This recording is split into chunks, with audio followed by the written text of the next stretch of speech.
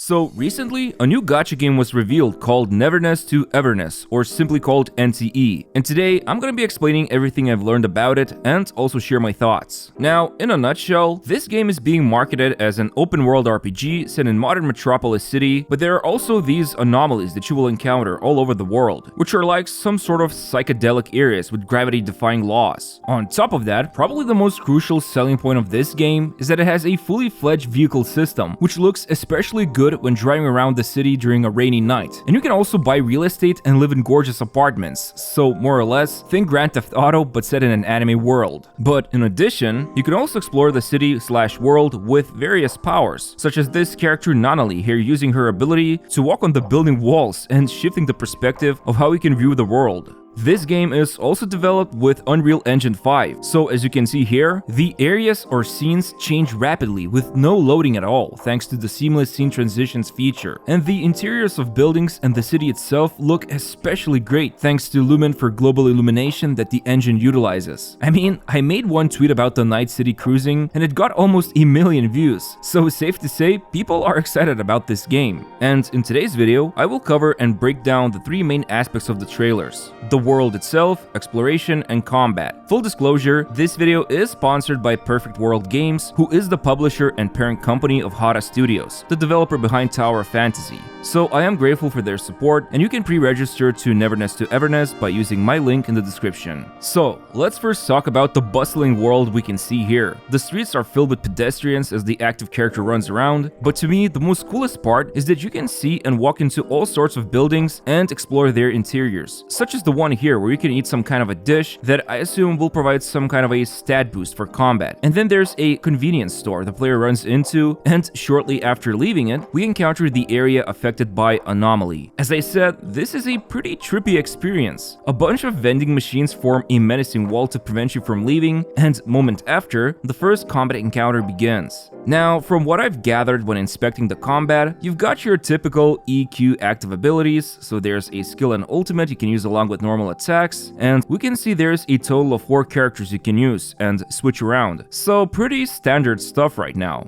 But interestingly enough, there seems to be no stamina bar, and instead, if we look here, we can see there are 3 charges next to the dodge icon, which recover over time. And funnily enough, the fight here is between a vending machine and trash can who are affected by the anomaly. So the first character deals a bunch of normal attack damage, and then gets swapped out into this cat girl who has a cool skill ability that turns her into a whirlwind, striking nearby enemies with small lightning bolts, followed by a pretty cool ultimate that delivers a flurry of claw and slash attacks. Now, one thing I noticed, when the enemies take damage, they also have this white bar below their HP bar. It quickly builds up, and after filling it fully, I believe they become stunned, so perhaps they will take more damage as well. And one of the strategies will be to fill this white bar for quick and easy damage. But yeah, after the first combat sequence, we go through the vending machine wall, and now we're suddenly transferred into the inside of a building with some kind of a library. But there's also grass on the floor. I don't know, but it looks kinda trippy. And check this out. When leaving the library, the whole place shifts and changes into a very psychedelic way. Reminds me of Marvel's Doctor Strange movies. Then, as the character walks through a creepy corridor and enters a room, it seems to be upside down, since we can see the desks and chairs on the ceiling. It kinda makes me think that maybe this anomaly area is some kind of a school or university. But anyway, another combat sequence, and now we're fighting these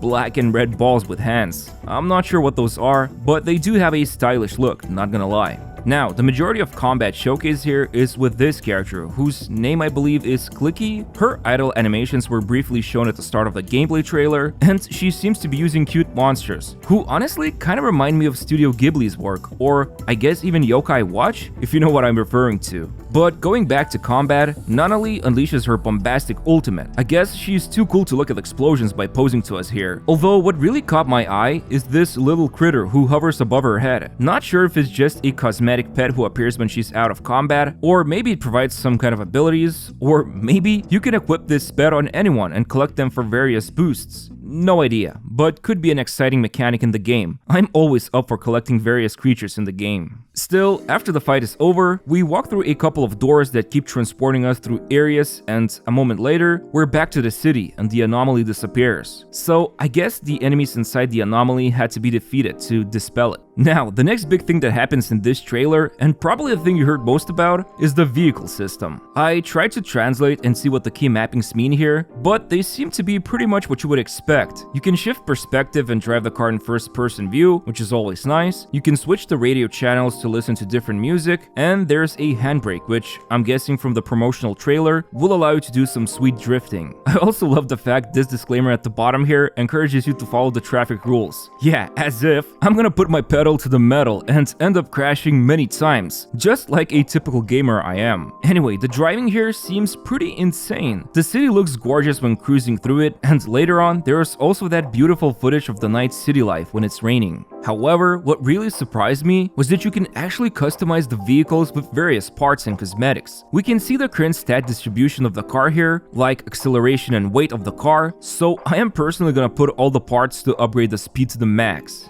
Finally, there's also the real estate you can own. For example, when entering the building of your own apartment, you can even ascend with the elevator while gazing at the city's landscape. And then once you're home, some kind of invisible butler greets you. I have no idea what's happening here, but hopefully he's not naked here. Still, just look at this place. It looks way too cool, and I hope we will get to customize our homes with different furniture because that would be awesome. Also, I've noticed there's a cat tree when the character is walking around, so this makes me believe there's definitely going to be some sort of a pet system. And as a cat dad myself, I cannot wait to have my own kitty at my virtual home. But yeah, as you can see here, you can rest on the sofa to advance the time, and this is where the rainy night begins. As I pointed out before, Natalie here can walk on walls, and shortly after, we can see there's a glider you can use to slowly descend back into the big city life. And after a bit of some nightly driving, we can see a blue explosion up ahead, and a new mission starts, where we need to chase down this badass looking biker. After catching up to this mysterious person, a hilariously over-the-top battle ensues with the vehicles. And this is where the gameplay trailer ends.